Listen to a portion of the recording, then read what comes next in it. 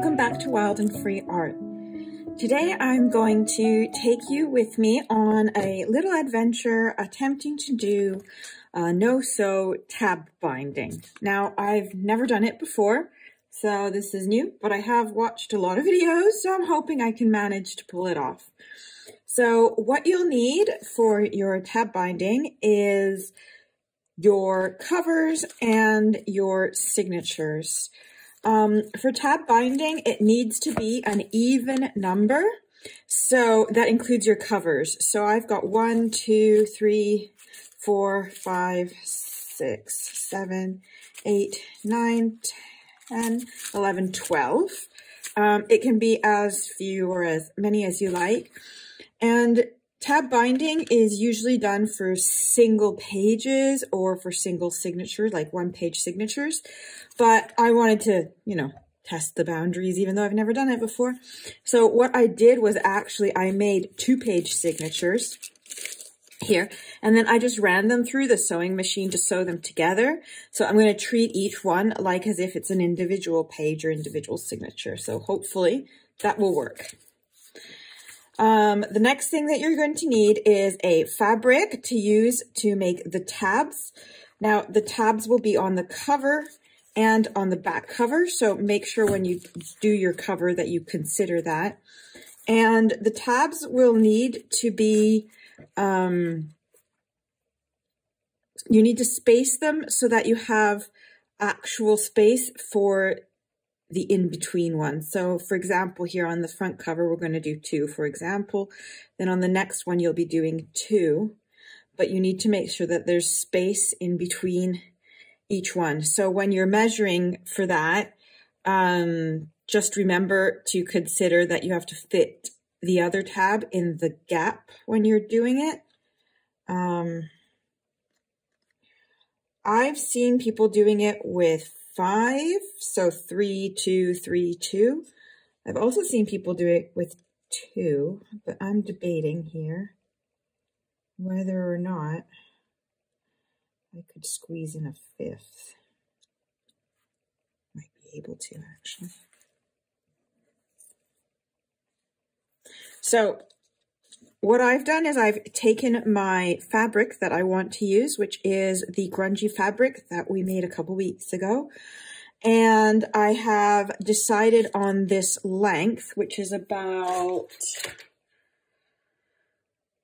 nearly 3 inches. So about 7.5 centimeters long, because I really want to see the actual fabric tabs on my pages, but I've seen people do them with quite small ones, just like this. So obviously, I think it's a very open type of binding. And as for the height, obviously you'll have to test that. It'll be different for every journal that you make. So all I've done is, after I did a couple tests, I made my strips by taking, I did a test one, but then here I have this one already torn into the right width. So basically all I've done, I'm just going to trim this because it's not straight.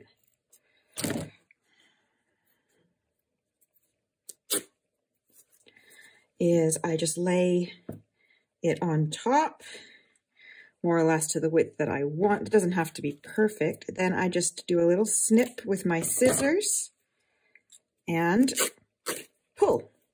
And it should come out. And obviously this is going to be very grungy, so I really don't mind that the threads are sticking out everywhere. So we're just going to do that until we have the amount of strips that we need.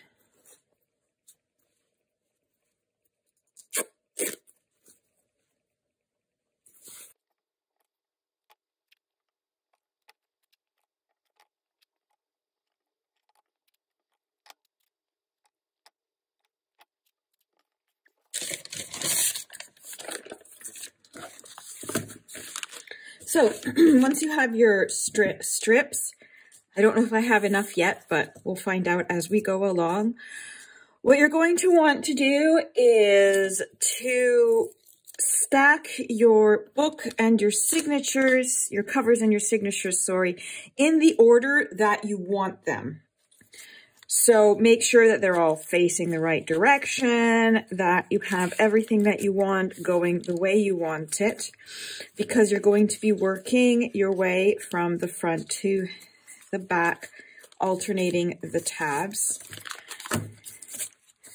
So here's the experimental part.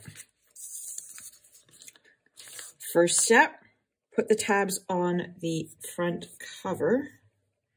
So I'm going to do one here.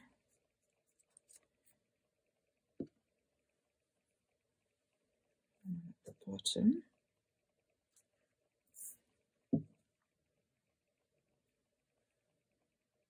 And one here more or less in the middle. And this one here. Let's do this. That way we have a little break between the two fabrics. And that one more or less in the middle. So that's how I'm going to do them. I'm doing them quite thin here on the cover. I might go in and just give them a bit of a hand stitch just because I have this metal here and I don't really, I mean, I could tuck it under, I suppose, but that would be a bit complex. So I just don't want to, no, it wouldn't be so bad if it was on top of the metal, but then I kind of lose my little rusty effect. So I think I'm just going to do that, and then I'll probably just come in and hand stitch just these two on this front cover, but the rest of it, hopefully, will be good.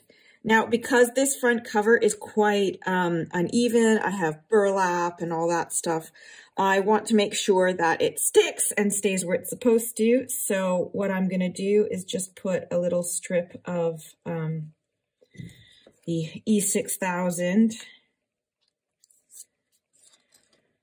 for this one, and then I'm going to be using PVA for the others. Just the covers are going to get the stronger glue.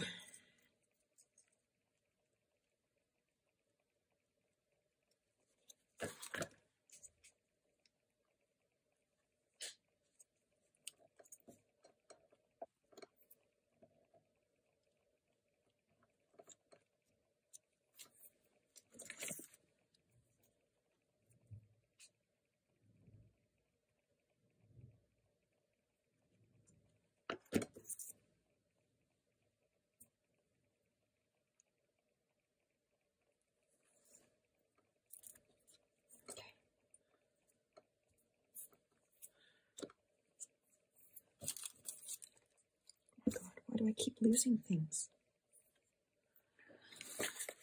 Okay, I'm going to let this sit a couple minutes just to make sure it sticks well, and then we're going to go in with the next phase of the binding. Okay, so I've given that a bit of time to dry. So now we're going to flip it over. We're going to take our little signature here. We're going to line it up. And then here we're going to be using 2 tabs. So you make sure that they kind of fit between the gaps of the other tabs that you have. More or less. There we go. And then you're just going to glue this part onto your signature.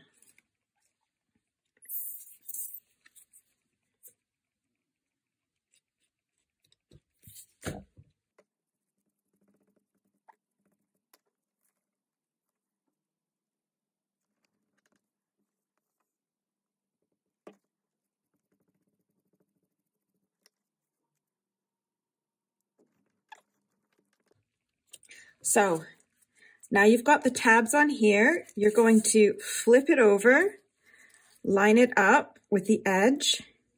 And basically what we're going to do now is we're going to glue down the 3 tabs that we've done here. So in my case, I'm going to definitely glue this one on full. These ones, I'm just gonna glue part and then I'm just gonna trim away the excess because my pages are a bit different. But I suppose you could just glue the piece that you need and then just leave the top bit loose. I might do that actually in the end. So you leave the two that you've done and you're just gonna glue your 3 cover pieces. I'm just gonna make sure I have them lined up how I want it.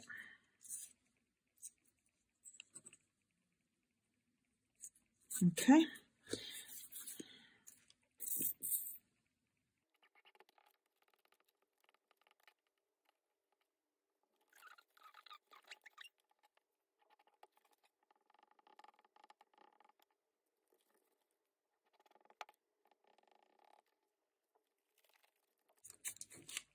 Okay, so now you've done this, you're going to get your next signature, and now you're going to do 3 tabs again. So in my case, I might have to make my 3 tabs.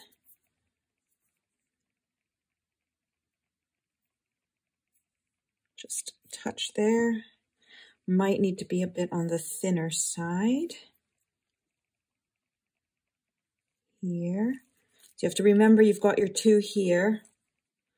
And then my middle one can be like that as well. So once you have them lined up the way you want to, you glue these guys down as well, just on this part.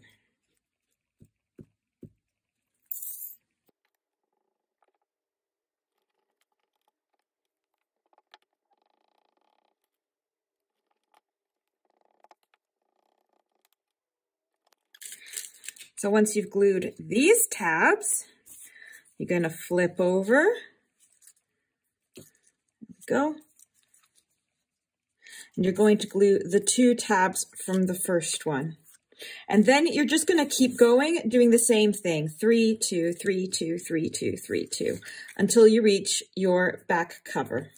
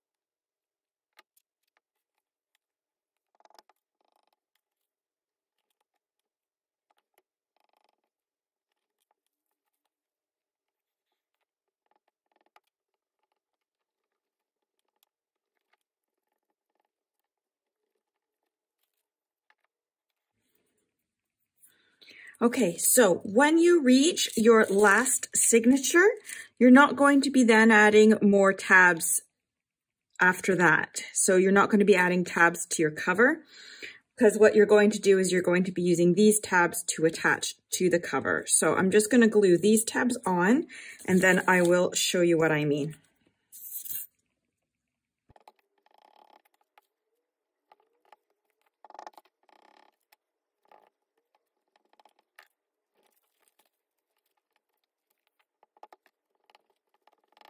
So here, as you see, we're just putting the tabs on like we normally would. But then instead of actually gluing onto this one, what we're going to do is we're going to actually place this here and then attach the tabs directly to your cover, like so. And now, because this is the burlap again, I'm going to use the other glue just for security, and I may also add a couple little bits of hand stitching to it as well. Make sure it's all lined up as much as it can be.